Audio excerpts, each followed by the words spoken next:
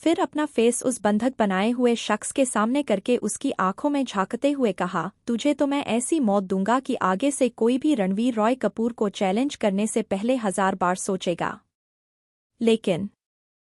लेकिन वीरेंद्र प्रताप चौहान, तुझे एक मौका तो जरूर दूंगा बचने का। जी हाँ, उस आदमी का नाम वीरेंद्र प्रताप चौहान था जो सालों से अंडरवर्ल्ड का किंग बना हुआ था और काफी क्रूअल भी था।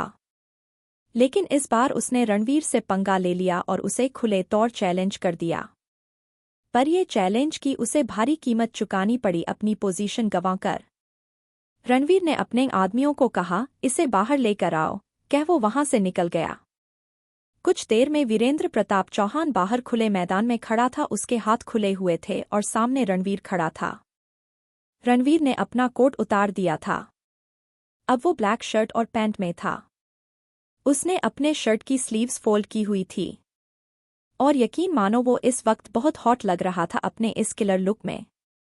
रणवीर ने उसे चैलेंज करते हुए कहा, तुम्हें एक मौका और दे रहा हूं, या तो मुझे मार दो और अपनी पोजीशन दोबारा पालो, वरना मैं तो तुम्हें मार ही दूंगा। अब आगे। वीरेंद्र प्रताप चौहान को कहीं न कहीं एक होप मिली थी कि वो रणवीर को मारकर वापस अपनी पोजीशन पालेगा, क्योंकि रणवीर निहत्था ही उससे लड़ने वाला था और उसके पास एक मौका था जिसे वो गंवाना नहीं चाहता था। रणवीर ने कहा, पहला वार तेरा ही होगा Ranawat.com/hit me। रणवीर के ऐसा कहते ही वीरेंद्र उसकी तरफ झपटा, लेकिन रणवीर फुर्ती से उसके वार से बच गया। अब रणवीर ने उसे एक जोरदार पंच उसके मुंह पर जड़ दिया, जिससे वीरेंद्र सीधा जमीन पर मुंह के बल गिरा। रणवीर की फाइटिंग स्किल काफी अच्छी थी। भई उसकी मस्कुलर बॉडी सिर्फ दिखाने के लिए थोड़ी न थी। रणवीर ने कुछ ही देर में वीरेंद्र की हालत खराब कर दी थी।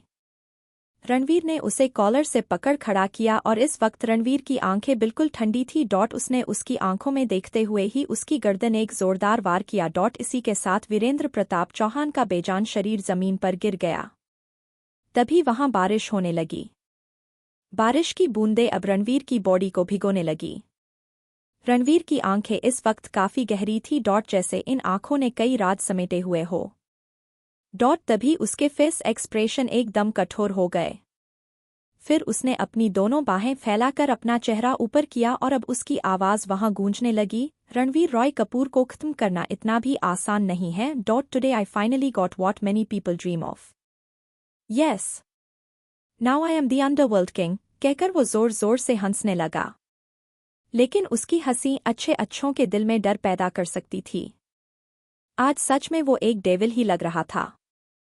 आज उसकी पावर पहले कई गुना बढ़ चुकी थी। आज वो दुनिया का सबसे पावरफुल इंसान बन चुका था। आज से 6 महीने पहले ही रणवीर ने इस सब की प्लानिंग कर ली थी, जब वीरेंद्र प्रताप राणावत ने उसे चैलेंज किया था। हालांकि ये सब इतना आसान भी नहीं था, लेकिन रणवीर को चैलेंजेस बहुत पसंद थे। धीरे धीरे कर उसने वीरेंद्र प्रताप राणावत की नींव खोखली करना शुरू भी कर दिया था। इस बारे में वीरेंद्र को भी भनक नहीं लग पा रही थी कि वार कहाँ से हो रहा है। अब एक आखिरी वार करना बाकी था, जिसके लिए रणवीर मुंबई आया था और आज आखिरी वार के साथ उसने वीरेंद्र प्रताप राणावत का गेम खत्म कर दिया। जिस पोजीशन को पाने में लोग अपनी आधी जिंदगी बिता देते थे, रणवीर ने उस पोजीशन को सिर्फ 25 साल की एज में ही पा लिया था। अब रणवीर एक अंडरवर्ल्ड किंग था, तो जाहिर सी बात है अब उसके दुश्मनों की संख्या भी बढ़ने वाली थी। इंदौर महेश जी के घर में सुबह से चहल पहल मची हुई थी। निर्मला जी सभी सर्वेंट को इंस्ट्रक्शन दिए जा रही थी और जल्दी जल्दी काम ना करने के लिए डांट भी रही थी। किचन में तरह तरह के पकवान बनाए जा रहे थे। महेश जी और गंगाधर जी हॉल में सोफे पर बैठे किसी बात का डिस्कशन कर रहे थे। माही वहीं पास में बैठी फोन में कुछ देख रही थी। कुछ ही देर में एक सर्वेंट ने आकर सारिका और उसके ससुराल वालों के आने की सूचना दी। माही जल्दी से अपना फोन छोड़ गेट की तरफ भागी। निर्मला जी ने हंसते हुए कहा, अरे माही बेटा, ध्यान से कहीं गिर मत जाना।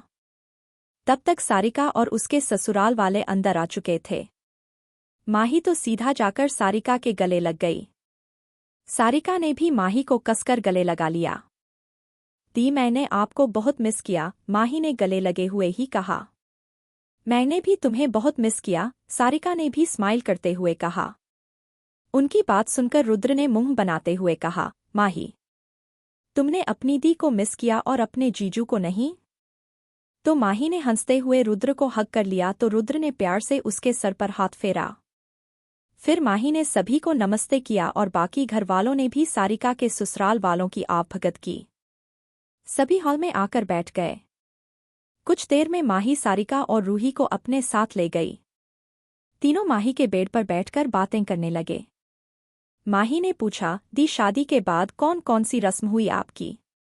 सारिका ने भी सारी बातें बड़े इंटरेस्ट के साथ बताना शुरू किया। फिर रूही ने कहा, भाभी, आपकी सुहागरात की रस्म भी तो हुई थी, बताओ न कैसी हुई थी? सारिका आंखें बड़ी किए और मुंह खोले कर रूही को देखने लगी। तभी माही भी बोल पड़ी, हाँ दी, मुझे भी जानना है, बताओ ना आपकी सुहागरात वाली रस्म कैसे हुई थी? फिर माही और रूही दोनों बैठकर सारिका को ऐसे देख रही थी जैसे अभी उन्हें कोई बहुत ज्ञान की बातें सीखने को मिलेंगी।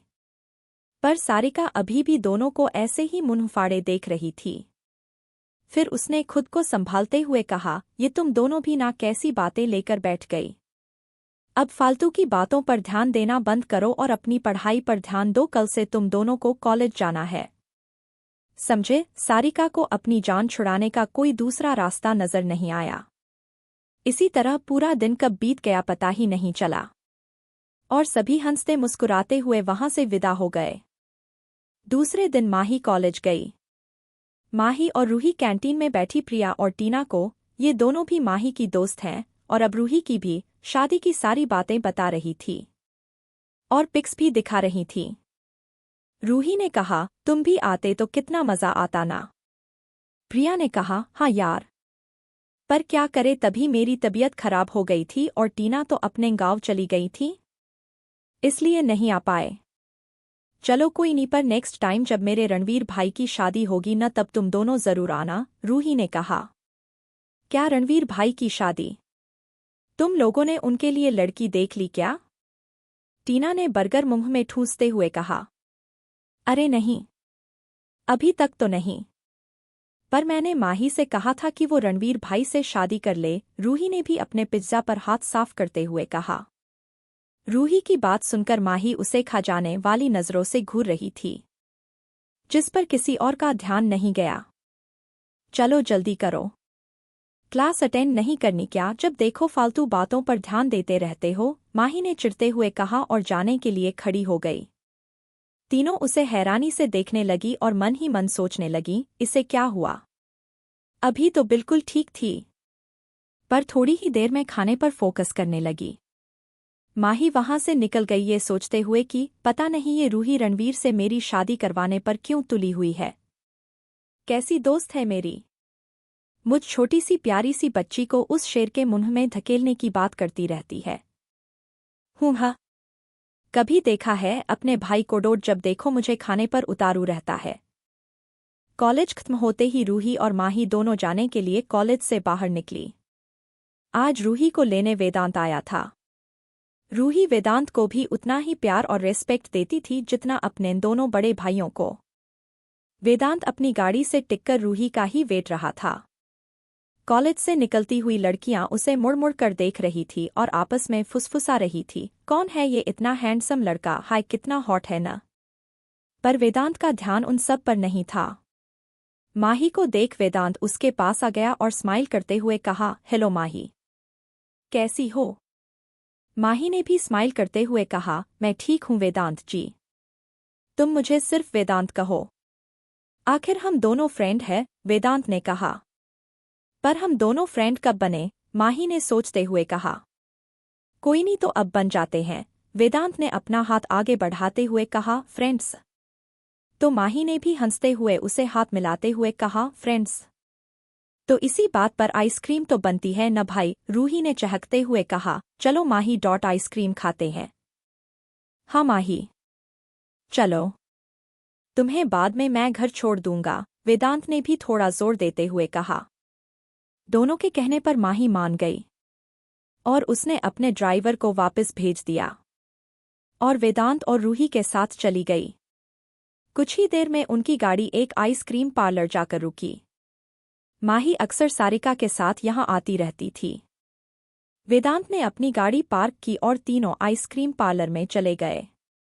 माही और रूही दोनों ही अपनी अपनी आइसक्रीम को एंजॉय कर रही थी। आइसक्रीम खाते हुए दोनों ही छोटी बच्ची की तरह लग रही थी और वेदांत को दोनों की हरकतें देख हंसी आ रही थी। आपको पता है भाई, मुझे आइसक्रीम कितनी अच्छी लगती है। मम्मा तो आज भी मुझे ज्यादा आइसक्रीम खाने पर डांटती है, पर मेरे पास तो 3 भाई हैं जो मुझे जब कहो तभी आइसक्रीम खिलाने ले जाते हैं। रूही ने खुश होते हुए कहा तो वेदांत स्माइल करते हुए उसे देखने लगा। रूही घर में सबसे छोटी थी और सबकी लाडली भी। वेदांत की कोई बहन नहीं थी, वो अपने माँ बाप का इकलौता बेटा था। इसलिए वेदांत रूही को अपनी सगी बहन से भी ज्यादा मानता था। तुम्हें पता है माही, जब मैं छोटी थी तो अपने तीनों भाइयों के साथ यहाँ आती थी। रूही ने ऐसे ही आइसक्रीम खाते हुए कहा। रूही की बात सुनकर वेदांत के फेस की स्माइल तुरंत चली गई और वो किसी गहरी सोच में डूब गया। तभी माही की आवाज से वो अपनी सोच से बाहर आया, जो रूही को बता रही थी कि पता है रूही, मुझे तो आधी रात को उठकर आइसक्रीम खाना बहुत पसंद है।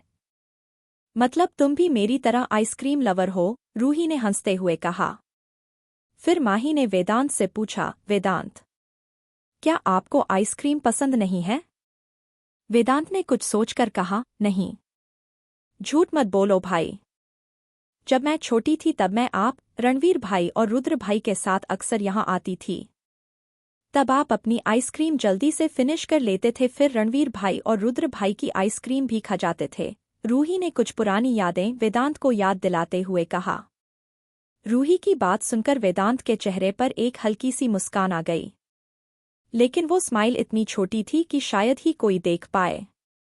वहीं माही को हैरानी हुई, क्योंकि उसे याद था कि रणवीर और वेदांत रिसोर्ट में कैसे एक दूसरे को गुस्से से देख रहे थे।